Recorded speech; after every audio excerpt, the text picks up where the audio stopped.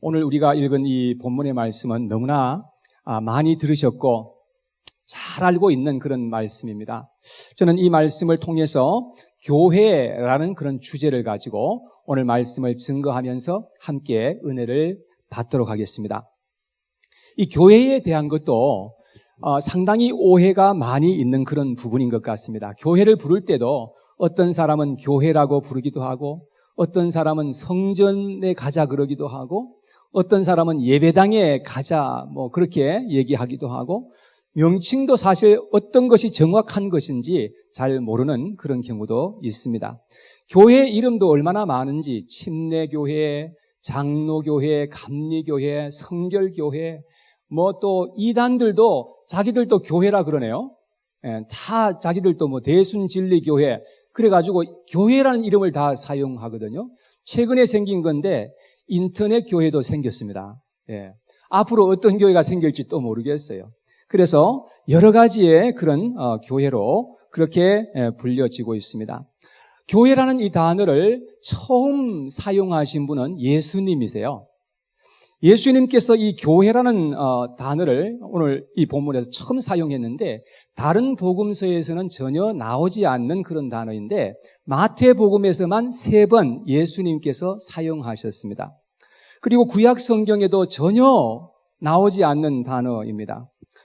오늘 본문에 교회라는 이 단어가 처음 사용되었는데 사람들은 교회란 이름을 들으면 먼저 교회 건물을 생각하기 쉽고 십자가를 연상하는 그런 경우가 많이 있는 것입니다. 그런데 교회라는 이 단어를 원어에 찾아보면 에클레시아라는 그런 단어이거든요. 그런데 이 단어의 의미는 전혀 건물과는 상관이 없는 단어입니다. 그래서 이 교회란 도대체 어떤 곳이 교회인가?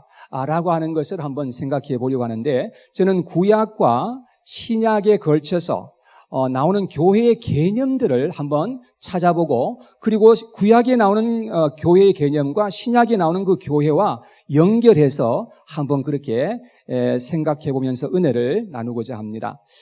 구약 성경에는 제가 아까 말씀드렸듯이 교회란 단어가 한 번도 등장하지 않습니다. 그러나 교회라고 하는 개념은 있습니다.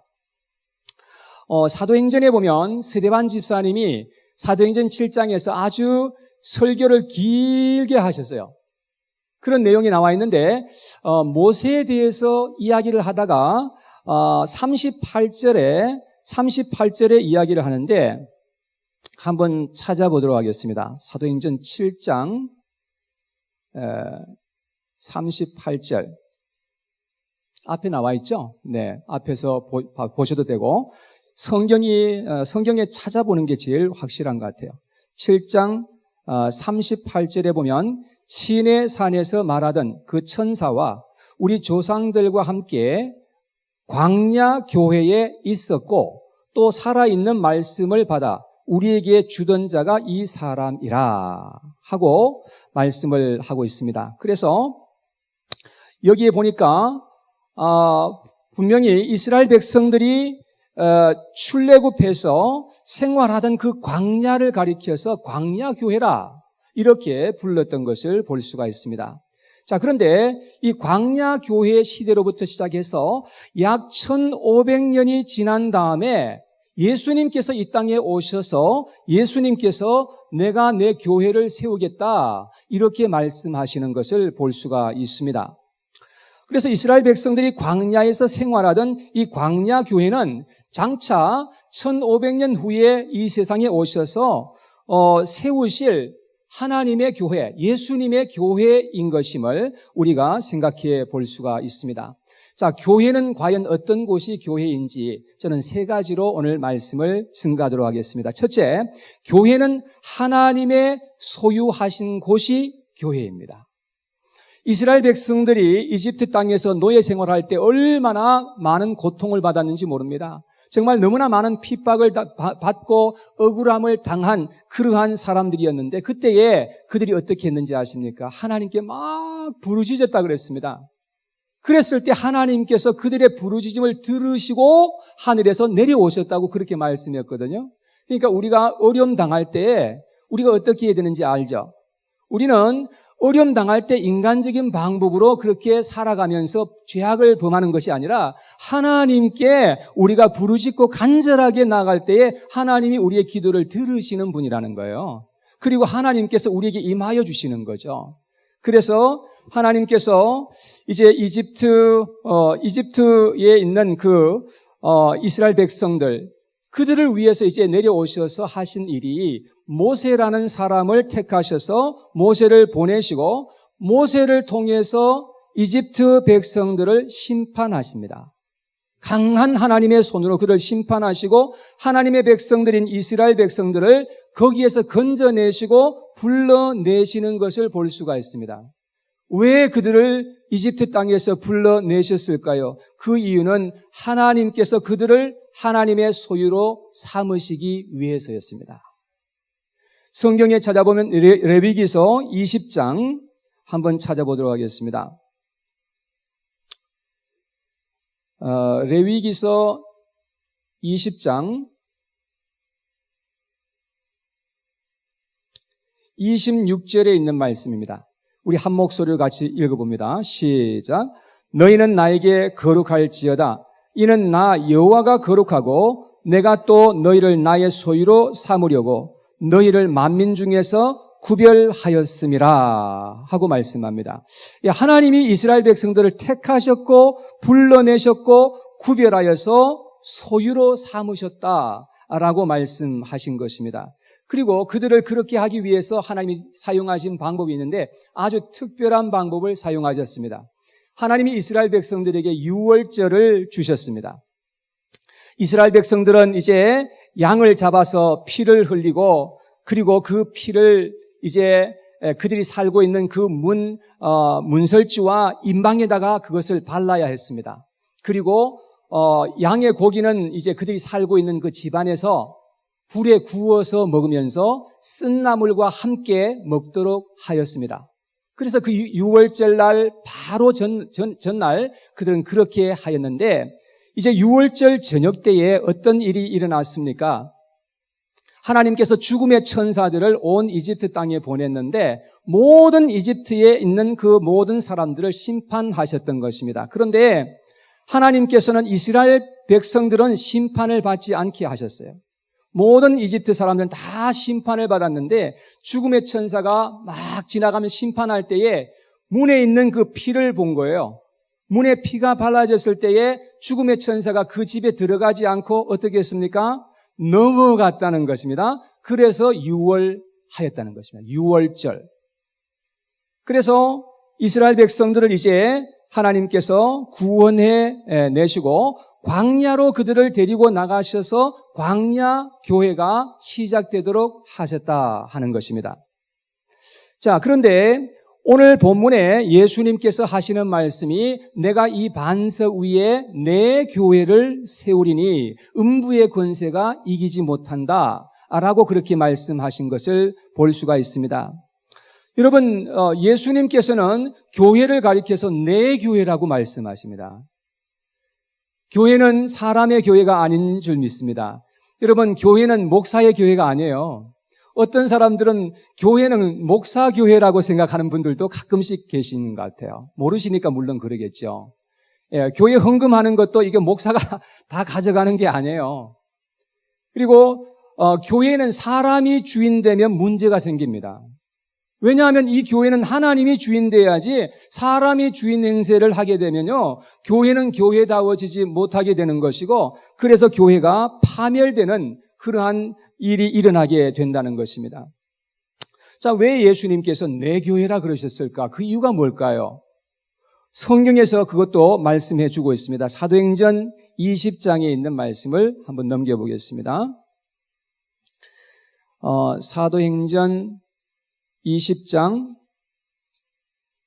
28절의 말씀인데 사도 바울이 이제 에베소에 있는 장로들을 불러서 그 리더들에게 하신 말씀이었습니다. 사도행전 20장 28절 말씀 다 같이 봉독합니다. 시작. 여러분은 자기를 위하여 또는 온 양떼를 위하여 삼가라. 성령이 그들 가운데 여러분을 감독자로 삼고 하나님이 자기 피로 사신 교회를 보살피게 하셨느니라. 자, 여기에 보니까 하나님께서는 교회를 사시는데 뭘로 사셨는가 하니까 자기의 피로 교회를 사셨다고 그렇게 말씀을 하십니다. 여러분, 그런데 예수님께서 이 세상에 오셔서 하나님의 어린 양으로 오셨다고 그렇게 말씀했는데 예수님께서는 짐승의 피를 흘려서 하나님께 제사를 드린 것이 아니고 자기의 피를 흘려서 하나님께 제물로 바쳐드렸다고 성경은 그렇게 말씀을 하고 있습니다. 그래서 이 교회는 사람의 교회가 아니라 하나님께서 자기의 피를 흘려서 자기의 생명 주고 교회를 사신 것이 바로 그렇게 교회라고 이름하고 있습니다. 자, 여기 있는 제 성경은 이것은 제 겁니다. 제가 이제 이 앞에 이름도 써놨어요. 이용구라고 제 이름을 써놨어요. 왜냐하면 제가 이 성경을 살 때에 돈을 주고 제가 지불해서 이것을 샀기 때문에 이 성경은 제 거라고 할 수 있는 거죠. 예. 누가 이것을 가져가서 자기 거라고 이렇게 하면 안 되는 거죠. 예. 왜냐하면 이건 제가 돈을 주고 샀기 때문에 이것은 제 거라고 하는 것입니다. 그렇듯이 예수님께서 교회를 사시되 자신의 피를 흘리시고 자신의 생명을 들여서 그 교회를 사셨기 때문에 이 교회는 내 교회라고 말할 수가 있는 것이죠. 예수님께서는 이 땅 위에 오셔서 자신의 교회를 세우시기 위해서 오셨다고 그렇게 말씀을 합니다. 그래서 사람들이 모여서 교회를 이루고 있긴 하지만 교회만은 결코 어떤 사람의 것이 될 수가 없는 것입니다. 반석교회는 우리 하나님의 것임을 여러분 기억하십시다. 그래서 교회가 아무리 부족한 것 같아도요, 그래도 이게 하나님의 교회예요. 이 세상에 있는 교회는 완전한 교회 한 곳도 없습니다. 다 교회마다 저마다 문제들이 있고 어려움들이 다 있을 것입니다.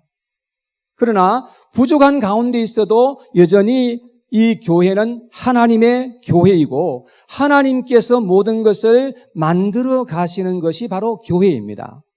그래서 우리는 이 하나님의 교회가 어떠한 곳임을 우리가 알고 이 교회는 사람의 것이 아니구나. 이 교회는 내 교회이긴 하지만 내가 예수님에게 속해 있을 때 내 교회라고 할 수는 있겠지만 궁극적으로는 예수님의 교회이구나 라는 것을 우리가 알 수 있는 것입니다. 두 번째, 교회는 하나님의 임재가 있는 곳이 교회입니다. 이스라엘 백성들이 시내산에 왔을 때에 하나님께서 모세를 통해서 성막을 만들도록 하셨습니다. 하나님께서 설계도를 다 내려주셨어요. 정확하게 하나님께서 말씀하신 대로 이렇게 만들어라 하고 그렇게 말씀을 하십니다.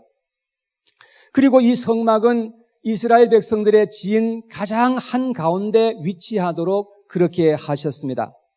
그리고 하나님께서는 이 성막에서 이스라엘 백성들과 말씀을 하셨어요.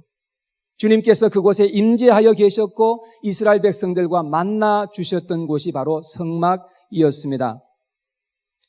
그런데 이 성막이 만들어지고 난 후부터 약 한 500년 정도 지나가니까 성막 시대가 끝이 나고 성전 시대가 이제 오게 되었습니다. 역시 하나님께서는 성전에 임재하여 계셨고 하나님께서 말씀하셨던 것을 볼 수 있습니다. 그런데 이스라엘 백성들의 그 범죄로 말미암아서 성전이 약 한 500년 정도 지속되다가 다른 이방 나라 사람들에 의해서 완전히 파괴되어 버립니다. 그리고 하나님의 그 은혜로 말미암아서 정확하게 70년 만에 다시금 그 성전이 세워지게 되었습니다. 그런데 그때 세워진 또 두 번째 성전도 약 한 500년 정도 지나서 로마 사람들에 의해서 완전히 또 파괴되는 것을 볼 수가 있습니다. 지금 이스라엘에 가면은 그 당시에 있었던 그 성벽이 조금 한 부분이 남아 있는데 그곳을 가리켜서 통곡의 벽이라 그렇게 부릅니다. 이스라엘 사람들은 그곳에 가면은 과거의 이스라엘의 역사를 생각하면서 그곳에서 눈물을 흘리지 아니할 수 없는 그런 곳이 바로 그곳입니다. 그래서 그곳에 찾아가는 이스라엘 사람들은 통곡하면서 그렇게 울고 하나님께서 다시 한 번 더 하나님의 성전을 세워주실 것에 대해서 그들은 기도한다고 합니다. 여러분, 왜 이렇게 성막이 무너지고 성전도 계속해서 이렇게 무너진 것입니까? 그 이유는 이스라엘 백성들이 범죄하였기 때문이었습니다. 얼마나 하나님 앞에 범죄하면서 살았는지 하나님께서 결국은 성전을 그렇게 파괴되도록 하나님이 허용하신 것을 알 수 있습니다. 자, 그런데 예수님께서 이 세상에 오십니다. 첫 번째 성전이 무너진 후로부터 시작해서 약 한 500년 후에 예수님께서 육체를 입고 이 세상에 오셔서 공생의 사역을 시작할 때쯤 예수님께서 성전에 들어가셨는데 그곳에 보니까 세상에 장사하는 사람들, 매매하는 사람들, 사기치는 사람들로 가득하게 메워져 있었습니다. 그래서 예수님께서 너무너무 그냥 분노하셨습니다. 하나님의 집을 이렇게 강도의 굴로 만든 그러한 사실로 말미암아서 예수님께서 거기에 있는 사람들 다 몰아내셨어요. 그리고 짐승들도 다 바깥으로 몰아내시고 성전을 정화하신 그러한 사건이 성경에 기록되어 있습니다. 그때 유대인들이 예수님께 묻습니다. 도대체 무슨 이유로 이렇게 하느냐라고 했을 때 예수님께서 하신 말씀이 너희가 이 성전을 헐라 내가 사흘 동안에 일으키리라. 그런 말씀을 하셨습니다. 여러분, 유대인들이 생각할 때에 정말 기가 막히는 거예요. 너무 황당한 거예요. 왜냐? 46년 동안 헤롯이 그 성전을 건축하면서 계속해서 보충해서 이 성전을 그렇게 세우려고 했지만 아직까지 다 하지 못한 것인데 이것을 3일 만에 일으키겠다고 말하니 도대체 이해가 되지 않는 것이었습니다. 그런데 성경에 찾아보니까 예수님께서는 그 성전을 말씀하실 때 자기의 몸을 가리켜 말씀하신 것이었더라. 이렇게 나와 있습니다. 성전은 건물 성전에서부터 이제 몸 성전으로 이렇게 옮겨가는 것을 볼 수가 있습니다. 우리 예수님께서는 여러분과 저의 모든 죄를 다 짊어지시고 모든 허물을 다 주님께서 홀로 지시고 십자가 위에 오르셔서 피를 흘리시고 죽으십니다. 그래서 진짜 성전인 그 성전이 허물어지는 것을 볼 수 있습니다. 그런데 놀랍게도 진짜 3일 만에 예수님께서 죽은 자 가운데서 부활하심으로 말미암아서 그래서 다시금 그 성전이 세워지게 되었고 예수님은 부활하셔서 하늘로 승천하셨습니다.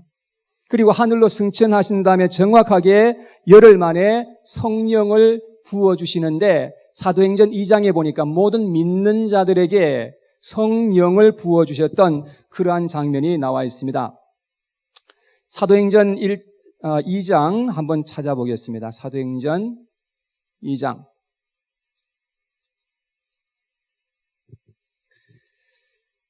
사도행전 2장 1절에서 4절에 제가 봉독하겠습니다. 오순절날이 이미 이르매 그들이 다 같이 한 곳에 모였더니 호련히 하늘로부터 급하고 강한 바람 같은 소리가 있어 그들이 앉은 온 집에 가득하며 마치 불의 혀처럼 갈라지는 것들이 그들에게 보여 각 사람 위에 하나씩 임하여 있더니 그들이 다 성령의 충만함을 받고 성령이 말하게 하심을 따라 다른 언어들로 말하기를 시작하니라. 자, 이렇게 성령께서 이제 믿는 자에게 내려오셨는데 어디까지 오셨느냐? 그 안에까지, 믿는 자의 그 마음 속에까지 들어오셔서 임하시고 성령께서 들어오셔서 우리를 성령으로 인을 쳐주시고 너는 내 것이라 하시며 우리를 성전 삼아 우리 안에 영원토록 거하시겠다 그렇게 말씀을 하십니다. 그래서 믿는 자가 이제 성전이 된 겁니다. 성막에서부터 이제 성전 시대가 500년 해서 1000년 정도 이렇게 이어지고 성전 시대가 가고 이제는 우리 믿는 자의 몸이 성전이라고 그렇게 우리에게 말씀해 주고 있는 것입니다. 그래서 고린도전서 3장 16절에 다 같이 읽겠습니다. 시작. 너희는 너희가 하나님의 성전인 것과 하나님의 성령이 너희 안에 계시는 것을 알지 못하느냐. 자, 우리 안에, 믿는 자의 안에 성령께서 거하신다고 이렇게 분명하게 말씀하고 있습니다. 고린도전서 6장 19절 20절 말씀도 그렇습니다. 다 같이 시작. 너희 몸은 너희가 하나님께로부터 받은 바 너희 가운데 계신 성령의 전인 줄을 알지 못하느냐? 너희는 너희 자신의 것이 아니라 그랬습니다. 여러분, 하나님을 믿는, 예수 그리스도를 믿는 모든 사람들은 성령께서 그들의 심령 속에 임하게 되고, 그래서 믿는 자들을 가리켜서 하나님께서는 교회라 말씀하시고 성전이라고 그렇게 부르셨습니다. 그리고 믿는 사람들이 함께 모여 있는 그 무리를 가리켜서 교회라고 그렇게 불렀던 것입니다. 여러분, 그래서 우리는 이곳을 지금 교회라고 부를 수 있습니다.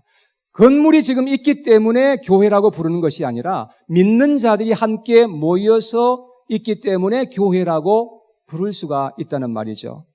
여러분, 하나님께서는 이 교회에 함께 하시겠다고 약속하셨습니다. 예수님은 임마누엘 하나님으로 오셨다고 말씀했습니다. 임마누엘은 하나님께서 우리와 함께 계시다라는 뜻입니다. 예수님께서는 마지막 가시면서도 내가 세상 끝날까지 영원토록 너희와 함께 하시겠다고 약속하신 것처럼 예수님께서는 오늘 이 시간도 그 약속을 지키고 계시는 하나님이시고 하나님의 교회에 임재하여 계시다는 것을 여러분 꼭 기억하시기를 바랍니다. 자, 그다음 세 번째, 교회는 하나님의 통치가 있는 곳이 교회입니다. 신약 성경에서 교회라는 이 말과 동일시해서 부르는 단어가 있는데 여러분 혹시 감이 잡히시는지요? 교회란 말과 동일시해서 부르는 단어가 있는데 그것은 하나님 나라라는 단어입니다. 예수님께서 마가복음 1장 15절에 말씀하시기를 때가 찼고 하나님의 나라가 가까웠으니 회개하고 복음을 믿으라 이렇게 말씀을 하셨거든요. 여러분, 하나님의 나라가 지금 가까웠다는 것입니다. 하나님의 나라가 지금 도래해서 지금 심히 가까워 왔다는 것입니다. 하나님의 나라는 어떤 곳입니까? 하나님의 나라는 하나님이 통치하시는 곳이며 하나님의 통치를 받는 곳이 하나님의 나라인 것입니다. 성경에 보니까 교회의 머리는 예수님이라고 그렇게 말씀을 합니다. 예수님은 하나님 나라의 왕이십니다. 그러므로 예수님께서 하나님의 나라를 통치하시는 것임을 알 수 있습니다. 하나님이 믿는 자들을 불러서 예수님의 몸을 이루게 하셨습니다. 우리의 몸에 지체가 많이 있지만 한 몸을 이루게 하셨습니다. 여러분, 그래서 우리의 이 몸에 여러 가지 많은 그런 지체들이 다 있는데 다 연결되어 가지고 그리고 머리와 몸이 또 연결되어서 그렇게 될 때에 그것을 완전한 그렇게 몸이라고 말합니다.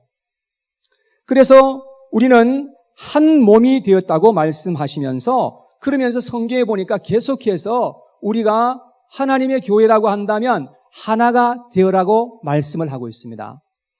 에베소서 4장 3절 4절 말씀인데요. 한번 찾아서 읽겠습니다. 에베소서 4장 3절 4절 말씀 같이 읽어봅니다. 시작. 평안에 매는 줄로 성령이 하나 되게 하신 것을 힘써 지키라. 몸이 하나요 성령도 한 분이시니 이와 같이 너희가 부르심의 한 소망 안에서 부르심을 받았느니라.